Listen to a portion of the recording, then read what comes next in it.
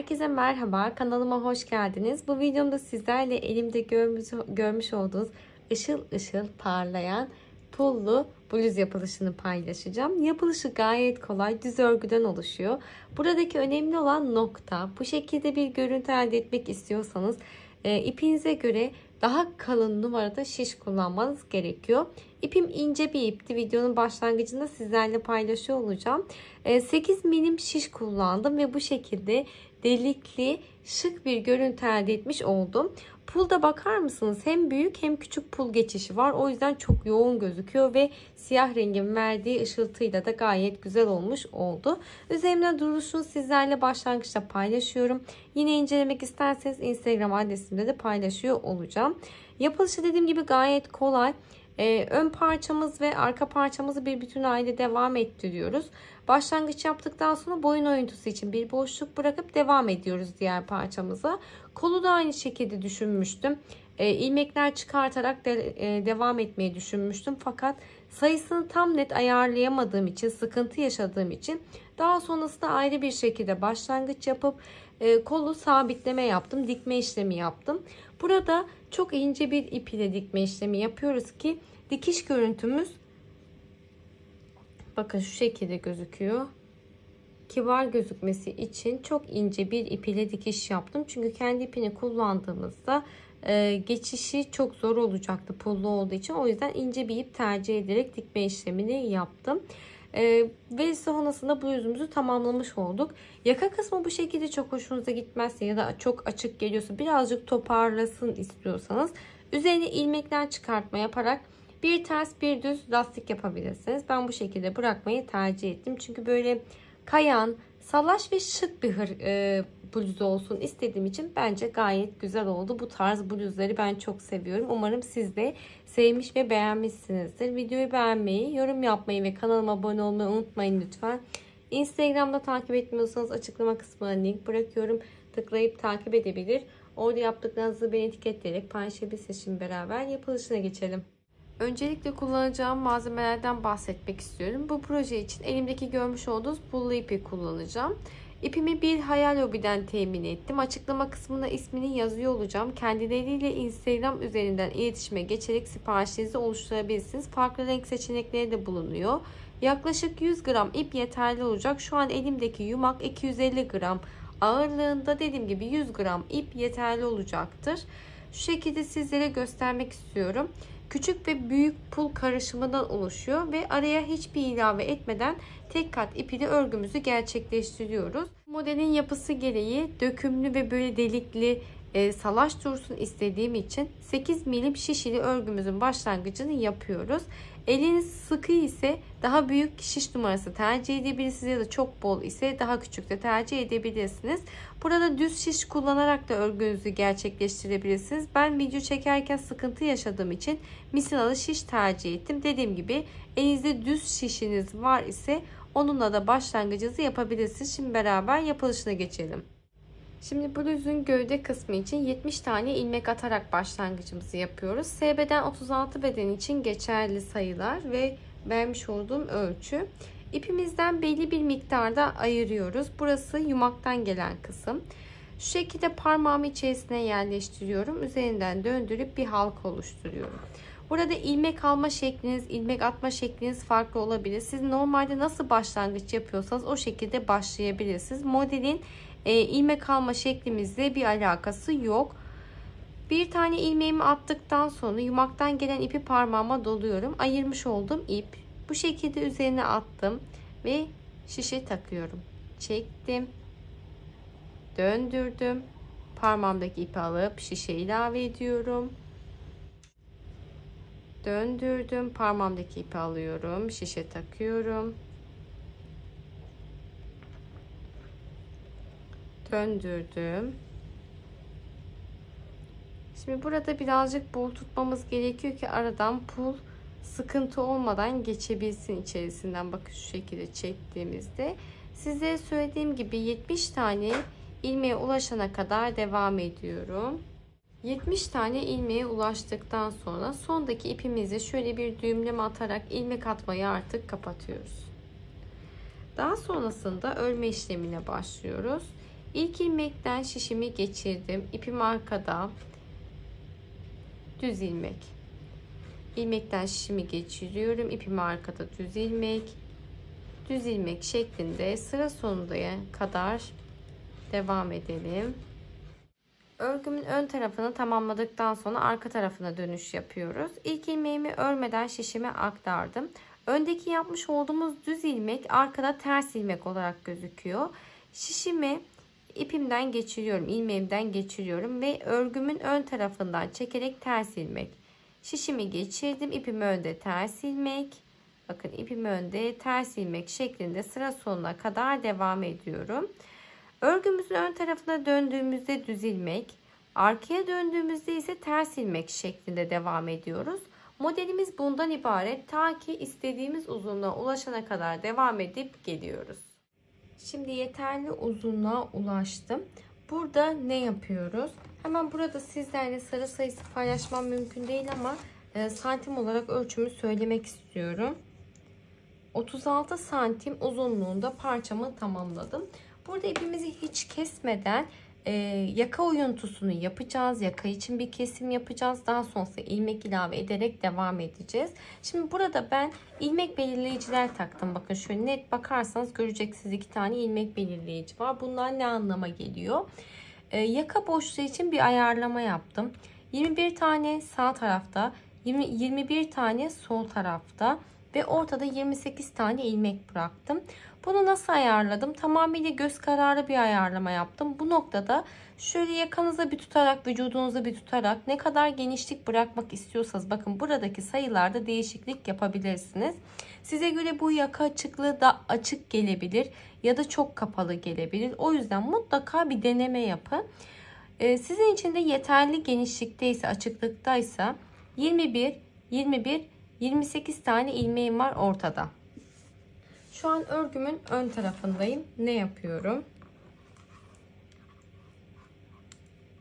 Buradaki 21 tane ilmeğimin örme işlemini yapacağım. Ortadaki ilmeğimize geldiğimizde 28 tane diye bahsetmiş olduğum ilmeğime geldiğimde kesme işlemi yapacağım. Şimdi ilk ilmeğimi örmeden şişime aktardım. Örgümün ön tarafında olduğum için düz örgümü yapıyorum. Hemen ilmek belirleyicimin olduğu noktaya kadar devam ediyorum. Şimdi ilmek belirleyicim dahil 21 tane ilmeğimin örme işlemini yaptıktan sonra ortadaki ilmeklerimi nasıl yapıyorum? 2 tane ilmekten şişimi geçirdim. İkisini beraber tek seferde çekerek eksiltmemi yaptım. Çekmiş olduğum ilmeği tekrardan şişe ilave ediyorum. Yanına bir tane daha ilmek alıp ikisini beraber çektim. Çektiğim ilmeği şişe takıyorum. Yanına bir ilmek daha alıp tek seferde çekiyorum. Bakın her seferinde yanına bir ilave ve ipimiz arkada düz ilmek olarak çekiyoruz. Şimdi burada normal örgünüzü nasıl bir el ayarı ile yapıyorsanız o şekilde kesme işlemi yapmanız gerekiyor. Eğer çok sıkı yaparsanız yapısı bir tık bozulabilir. Çünkü normalde bol örgü yapıyorsanız buradaki kesme işleminizi bol bir şekilde yapmanız gerekiyor. Şimdi hemen buradaki ilmeklerimi kesme işlemi yapmaya devam ediyorum yaka için. 28 tane ilmeğimin kesme işlemini yaptıktan sonra düz örgüme devam ediyorum. Burada toplamda 21 tane ilmeğim kalmış oldu. Hemen sıramı tamamlıyorum. Ve örgümün arka tarafına dönerek buradaki 21 tane ilmeğimi ters örgü olarak yapıp geliyorum. Şimdi sizlere bahsettiğim gibi ters örgümü yapıp geldim. Örgümün diğer tarafındayım ve kesme işlemi yapmış olduğum noktaya geldim. Şimdi burada kesme işlemi yaptığımız gibi bu sıramızı da ilmeklerimizi ilave ediyoruz. Sadece bir boyun boşluğu yapmış olduk bu şekilde. Nasıl yapıyorum? Hemen şöyle bakın, döndürüp taktım. Döndürdüm. 2 3 4. Şimdi 28 tane ilmeğimi ilave ettim. Burada kaç ilmek kesme işlemi yapmışsak o kadar ilmek ilave ediyoruz. Yine parçamızı çünkü aynı şekilde devam ettirmemiz gerekiyor. Şimdi direkt buradaki şöyle şişimi düzelttim. Bakın direkt örme işlemime devam edeceğim. İlk ilmekten şöyle şişimi geçiriyorum. İpim arkada, düz ilmek. İlk ilmekten şişimi geçirdim. İpim önde, ters ilmek. Örgümüzün arka kısmında olduğumuz için ters örgü yaparak sıra sonuna kadar devam ediyoruz. Örgümün ön tarafına döndüm. Ön tarafına döndüğümüzde ilmeklerimiz düz örgü. Hemen ilk ilmeğimi örmeden aktardım ve devamında ilmek ilave etmiş olduğum noktaya kadar düz örgüme devam ediyorum. Şimdi burada ilmek ilave etmiş olduğumuz noktaya kadar geldiğimizde sanki ilave ilmek değilmiş gibi düz örgümüze devam ediyoruz. Ve buradaki ilave etmiş olduğum tüm ilmekleri de düz örgü yaparak geçişimi sağlıyorum hemen. Ve sizlere bahsettiğim gibi buradaki ilmeklerimin düz örgü olarak yaptım. Ve şimdi buradaki geçişimi sağlamış oldum. Düz örgümüze devam ediyoruz. Örgümüzün arka tarafına döndüğümüzde de ters örgümüze devam ediyoruz. Artık ilmek ilave ettik ya, bir bütün şeklinde aynı alttaki yapmış olduğumuz gibi devam ediyoruz. Buradaki parçamızı eşit uzunluğa ulaşana kadar. Eşit uzunluğa ulaştıktan sonra ne yapıyoruz? Kesme işlemi yaparak artık gövde parçamızı tamamlıyoruz. Şimdi burada nasıl kesme işlemi yapıyorduk? İlk 2 tane ilmeğimden şöyle şişimi geçiriyorum. Örgümün ön tarafında olduğum için düz kesme işlemi yapacağım. İpim arkada, düz ilmek olarak çektim. Çekmiş olduğum ilmeği şişe takıyorum. Yanına bir tane daha ilmek aldım. Şöyle ilmeğimi düzeltmem gerekiyor. 2 tane ilmekten şişimi geçiriyorum. Tek seferde çektim. Çektiğim ilmeği şişe ilave ediyorum. Yanına bir tane daha ilmek, ikisini beraber çekerek kesme işlemi yapıyorum ve bu şekilde şişimizde bir tane ilmek kalana kadar devam ediyoruz. Şimdi sizlere bahsettiğim gibi son ilmeğim kalana kadar eksiltmeye devam ettim ve sıramı tamamlamış oldum. Bu şekilde gövdeyi tamamladıktan sonra sıra geliyor kol başlangıcına. Şimdi belli bir kısmını ipimizin ayırdıktan sonra parmaklarım içerisine yerleştirdim. Döndürüp bir tane halkamı bu şekilde oluşturduktan sonra şişime takıyorum. Kol için kendime göre bir ayarlama yaptım. 38 tane ilmek atarak başlangıcımı yaptım. Bir tanesini atmıştık. Devam ediyorum. 2, 3, 38 tane ilmeğe ulaştıktan sonra sonda düğümleme yaparak kapatıyorum artık ilmek atmamızı. Şimdi örgümün ön tarafında olduğum için hemen şöyle ilk ilmekten şişimi geçiriyorum. İpim arkada, düz örgü. Ve tüm ilmeklerimi düz örgü yaparak sıramı tamamlıyorum. Dediğim gibi aynı gövdedeki gibi yapıyoruz. Önde düz, arkaya döndüğümüzde ise ters ilmek yaparak istediğiniz kol uzunluğuna kadar bu şekilde devam ettirip geliyoruz. Şimdi kol için istediğim uzunluğa ulaştım. Bunu nasıl belirliyoruz? Hemen şöyle göz kararı kolunuzu üzerine tutarak ölçünüzü belirleyebilirsiniz. Ben yine fikir olması açısından sizlerle ölçümü paylaşmak istiyorum. 40 santim uzunluğunda örme işlemi yaptım. En iyisi ölçebildiğim kadarıyla şu şekilde. Yaklaşık 30 santim kadar bir genişliği var. İstediğiniz boyutta kolu tamamladıktan sonra kesme işlemi yapıyoruz artık. Tüm ilmeklerimizi toparlayarak bitireceğiz. Hemen şöyle ipimi elime aldım. Aynı gövdede yapmış olduğumuz gibi toparlama yapıyoruz. Örgümün ön tarafındayım. 2 tane ilmekten şişimi geçiriyorum. Tek seferde çektim. Çektiğim ilmeği şişe taktım. Yanına bir tane daha ilmek aldım. İkisini beraber çektim. Çekmiş olduğum ilmeği şişe takıyorum. Yanına bir ilmek daha. 2 tane ilmeğimizi tek ilmek olarak çekiyoruz. Ama bakın bol bir eksiltme işlemi yapıyorum. Diğer türlü tamamıyla üste doğru toparlama yapar. Sıkı bir kesme işlemi yaparsanız elinizde olabildiğince bol tutmanız gerekiyor burada. Ve tekrardan ilmek tek seferde çekerek devam ediyorum. Şişimde bir tane ilmeğim kalana kadar. Koldaki tüm ilmeklerimi kestikten sonra artık parçamı tamamlamış oldum. Aynısından bir tane daha yapıp geliyoruz. Şimdi size bahsettiğim gibi 2 tane kolu tamamlayıp geldim. Sıra geldi birleştirme işlemimize. Çünkü bu şekilde tüm parçalarımızı tamamlayıp gelmiş olduk. Burada nasıl bir birleştirme işlemi yapıyorum? Öncelikle gövde parçamızın, bu arada örgümün ön tarafından dikme işlemi yapacağım ama dikme işlemi esnasında pullar engelleyeceği için farklı aynı renkte ince bir ip ile dikme işlemi yapıyoruz. Şimdi tam orta noktasını bulduktan sonra şöyle ortaya bir tane ilmek belirleyici takıyorum. Tam orta noktasına. Daha sonra şöyle parçamı açtım.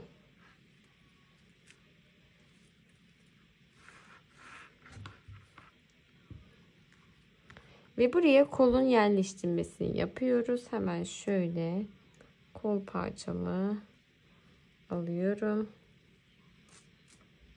Şuradan.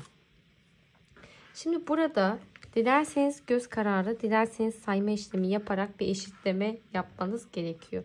Şöyle tam parçamı ben tamamıyla göz kararı, bakın şöyle tam ortasından buradaki parçamın tam ortasına denk getirdim. Şöyle yapmış olduğum parçamı yerleştiriyorum. Bir taraftan başlangıç yapacağım için şöyle bir taraftan göz kararı hemen iğne ile tutturma işlemi yaptım. Burası. Şimdi şöyle hafif kaydırıyorum. Ve buradaki yerleştirmiş olduğum noktadan dikme işlemine başlayacağım. Uygun iğnenize uygun bir ipi takıyoruz.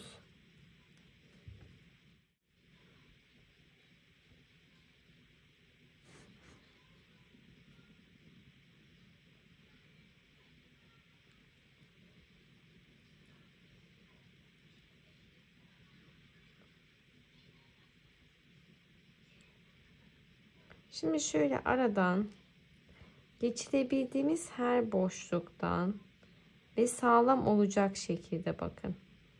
Eşit bir şekilde dikme işlemi yapıyoruz. Dümdüz bir dikiş yapıyoruz burada. Çok ince olduğu için çok fazla esnetme yapmadan olabildiğince düz bir şekilde dikme işlemi yapalım. Burada başladım. Bakın hiç belli olmuyor farklı bir ip olduğu. İnce bir ip tercih ederseniz belli olmayacaktır. Buradan başladık. Buradaki noktaya kadar dikiyoruz. Daha sonrasında diğer kolu da aynı şekilde gövdeye sabitleyip gelelim. Şimdi kol için 2 tane karşılıklı diktikten sonra bakın diğer kol için de bu tarafta dikme işlemini gerçekleştirdim. Sabitlemesini yaptıktan sonra sıra geliyor bir bütün haline getirmeye. Parçamızı hemen şöyle kapatıyoruz.